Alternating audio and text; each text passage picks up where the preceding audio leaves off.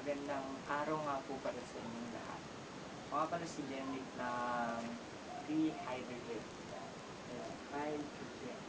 Um, Una sa lahat, maraming salamat nga po pala kay Miss Davy sa pag-install niya po sa akin na gumawa pa ako ng isang video para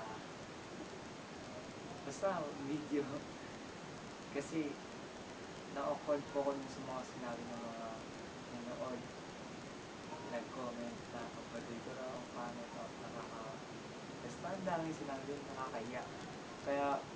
Kaya parang ano na ako gumawa ng video. Pero ngayon, gumawa ng video, hindi para sa mga kabataan o kung ano pa man. Gumawa ko ng video para maging aware yung mga kapwa ko kabataan sa kung ano na bang nangyayari sa ating komunidad o nangyayari sa ating mga kapwa kabataan. Una sa lahat, isang anak businessman din ng bago sila ng high school. Ito, dinededicate ko to sa kanila para po may tulong naman ako kahit paano.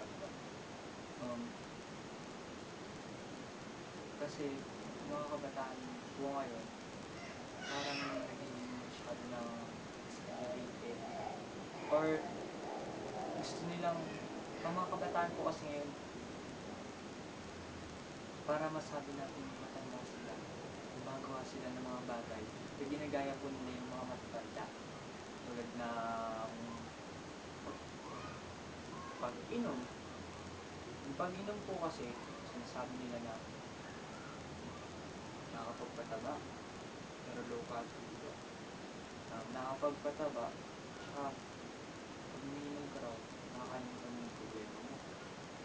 Pero ano pa nga ba? Nakakalimutan nga nito ang problema.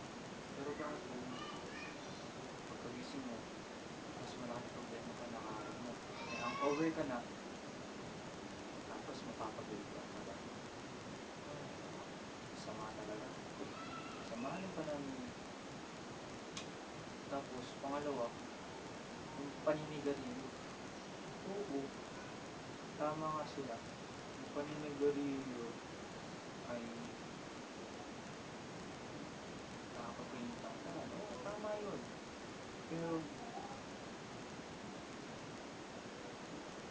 Pero mali. Ang nakasulat po kasi dito, not per se to minors. Pero bakit yung mga kabataan pa bumibili nito? Mas malaki ang populasyon ng mga kabataan kung bumibili nito kaysa sa mas matatanda. Sa tulad no, sabi nila kasi, bakit ikaw mo ng puso, makakalimutan mo yung problema. Ang sakit yung nararamdaman mo. Pero, useless din naman. Kakasakit pa. Mas masakit pa ang mga nangyari sa'yo. Diba? Parang napaka-ruthless naman pag nangyari tayo sa atin. Sa pinakamasakit sa lahat, ang gumamit ng drugs. Kasi drugs, D-R-U-G-S, drugs. Yung drugs, yung mga marijuana,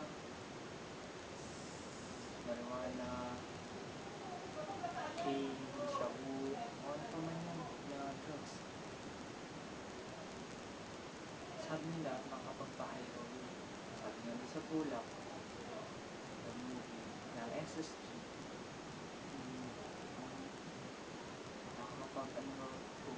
napagpagaan raw, yung parang ang ganda ng pakiramdam natin. Pero, bakit? Bakit natin gagawin ito? Para ba makalimutan natin mga problema natin? Gusto lang natin maging masaya. May oras.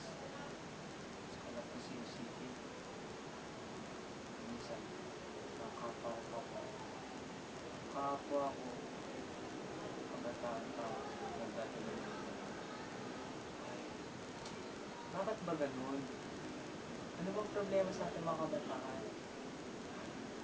Dahil sa pressure, sa pag-aaral, expectation ng mga magulang, ay kung ano pa man.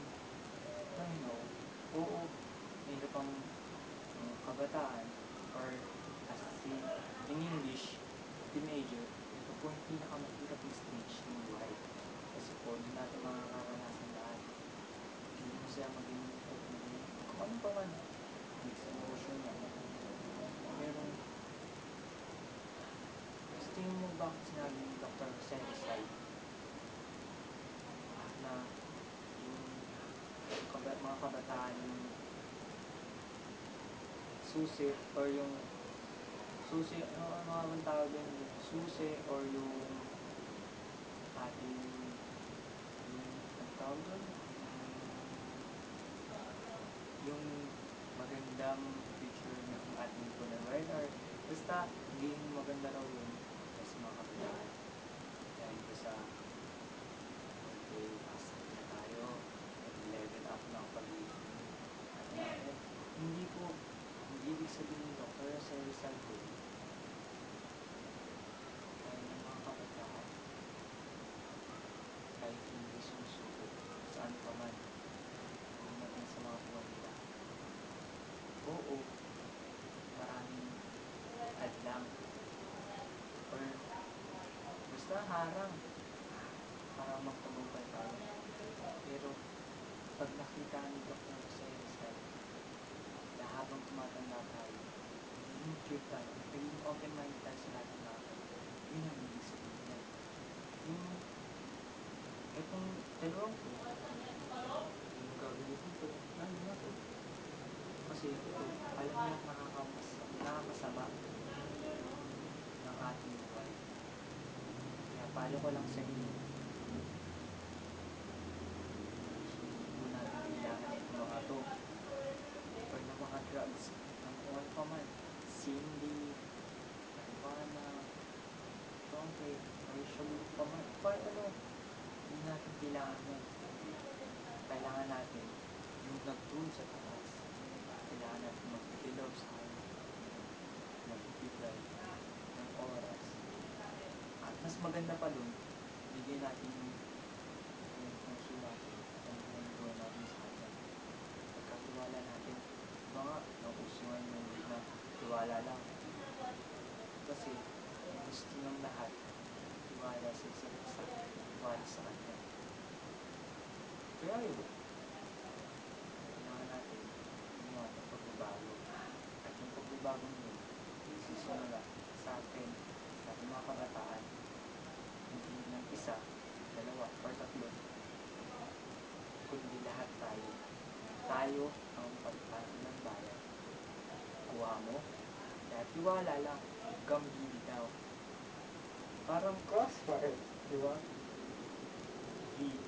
Kasi yung crossfire, malakas tayo pag naglalaro tayo. Pero huwag kayo magka-addict yan kasi para sa mga rin, para sa kalusugan natin. Sige po, maraming salamat. Goodbye. Ingat po. God bless. Godspeed.